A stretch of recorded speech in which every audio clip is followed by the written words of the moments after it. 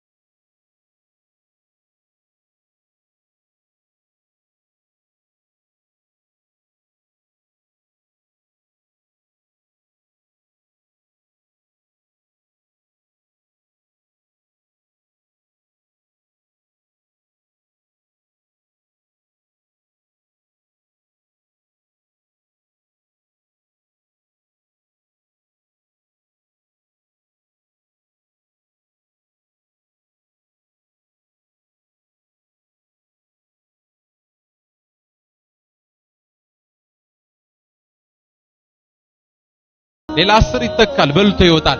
100 ዙር ገባስ። አላሁ አክበር።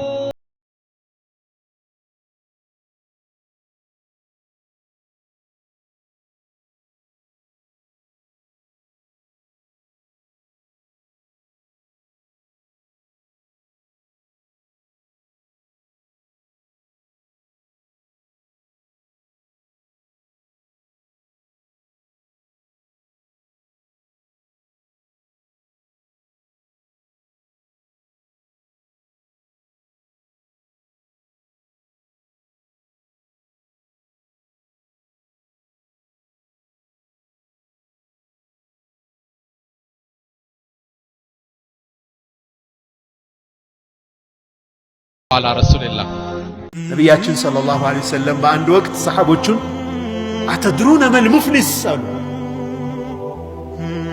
ድሃ ማለት ማን እንደሆነ ታውቃላችሁ? አግኝቶ ያጣ ማለት ነው። ሙፍሊስ ማለት የነበረው ሰው ሲከሳስር ማለት ነው። ትነግሩኛላችሁ ወይ? ማን ነው ይሄ? እንዲህ አይነት ሰው ታውቃላችሁ ወይ? ወዩእኸዙ ሚን ሐሰናቲሂ። አላህ እንግዲህ ማሊክ የውሚዲን አይደል? ማሊክ የውሚዲን ዳኛው እሱ ነው፣ ፈራጁ እሱ ነው። ፍርዱ ደግሞ ዝንፍ አይልም። እያንዳንዷ በሰው ላይ የፈጸምካትን ወንጀል ከሐሰናህ እየተነሳ ክፈል ይባላል። እየተነሳ ይከፈላል፣ እየተነሳ ይከፈላል። ሐታ ኢዛ ነፊድ ሐሰናው በሙሉ ያልቃል አሉ ነቢያችን ሰለላሁ ዐለይሂ ወሰለም። አያችሁ ሙፍሊስ አላህ ይጠብቃል፣ ይጨርሳል ሐሰናውን። ፈዩእኸዙ ሚን ሰይአቲሂም እሱ የሚሰጠው ጨረሰ አይደለም፣ ከነሱ ወንጀል ይያዝና ወደ እሱ ይደረጋል። ثم يطرح في النار ከዛም ጀሃነም ላይ ይወረወራል አሉ ነቢያችን ሰለላሁ ዐለይሂ ወሰለም። ሀብታም ሆኖ መጣ፣ መጨረሻ ላይ የሰዎችን መብት በመዳፈሩ ምክንያት ምን ሆነ? ባዶ ሆኖ ከድህነትም በታች ኔጌቲቭ ገብቶ ወደ ጀሃነም። ዓለም ላይ ሂውማን ራይትስ የሰው ልጅ መብት ይባላል። ወላሂ እንደ እስልምና የሰው ልጅ መብት የሚያከብር የለም።